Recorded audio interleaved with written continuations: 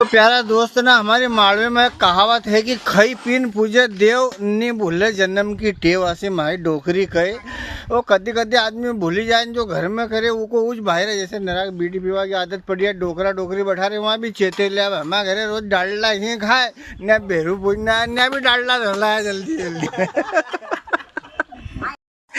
डालडा घी न्या बरसाती छिपाड़ा ना डालडा घी की मालूम नहीं पड़नी चाहिए।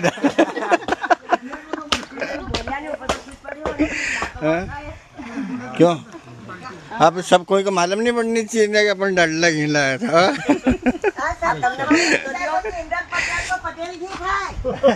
ये भाई भाई नहीं भाई, तुम कहा को ले देसी लाया तुम तो? हम तो देसी लाया तो बताइए सबके हम पटेल घी लाया तो भाऊजी अब वो कही जय राम जी ये सब हमारा गोती भैना है ना आया है, पधारिया है दादा ने।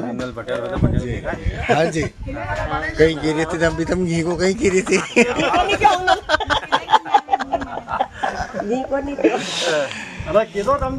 तो खीर बड़ौदिया गोत्र का भैरू महाराज ग्राम सिरसोदिया में है। और बहुत बहुत धन्यवाद भगवान हूँ आपको, आप सबका भी भैरू महाराज